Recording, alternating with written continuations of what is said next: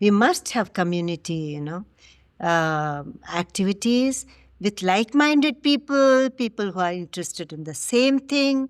There's no use being in a community where, people are having other interests rather than not your own, uh, good enough for your own growth in some ways. Having said that, community is important. Sometimes solitude is important too.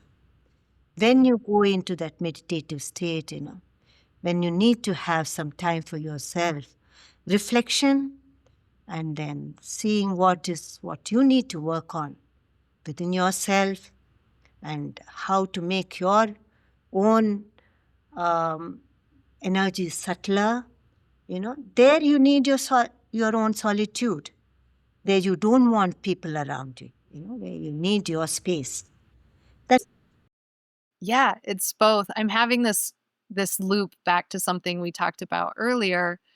Um, in one of my sessions with my therapist, she was asking me how I was doing. This was years ago. I'm doing a lot better, but it was a hard time. She was asking me how I was doing, and I just said to her, when I'm around people, everything is worse.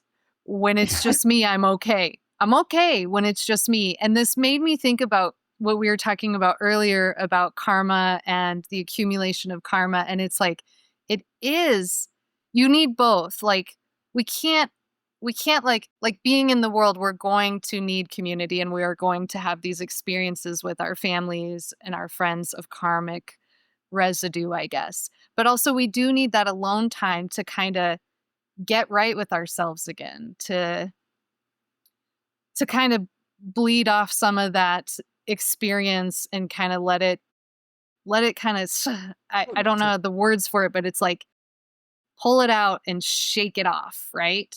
um and so it is kind of like this interesting balance, or maybe a circle where, or an oval where, like, sometimes you're going to be heavy in community, and then all of a sudden you're on the edge of the oval, or the top or the bottom of the oval, where you're like, I need some time alone to let this sift and filter.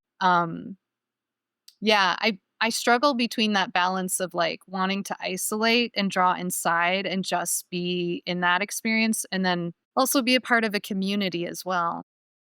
Mm. Mm. that. Now more and more, I like solitude.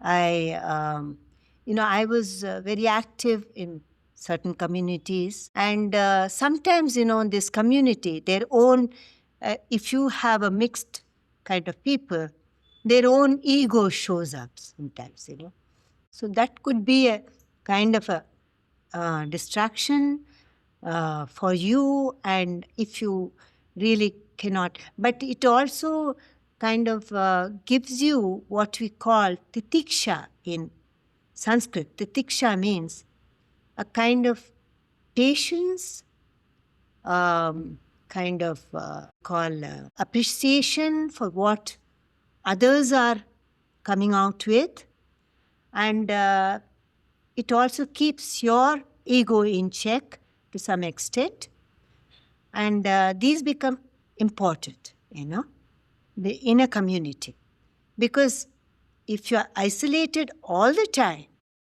and not interacting with people, it cannot give you a realistic picture of yourself, because you get into a world of your own. You're not interact only when you interact with different kind of people, you know where you stand. Are you still able to keep your calm when you're around people who are not exactly matching with your kind of mental, state? Are you still able to keep your calm? Are you still able to be patient? That is your real test. Not always easy.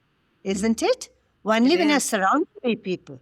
Now, when you're all by yourself, you can say, oh, I'm very patient, I'm very calm. But then what is the test? You have to be in the real field to be tested, is it not? So, for that, it is very important to have people around you of different types. And, and because the things will not go your way all the time. It's not going to go all the time your way, you know? And so, what you need to really concentrate on yourself. Am I in this situation keeping myself calm? Am I still able to keep my peace? Am I able to keep still loving people as they are? That is my test. So, Am I becoming judgmental? Am I becoming impatient? Am I not, am I getting angry, irritated? Then I'm not there. I've not done my homework, And to Mhm. do your homework, you need your space.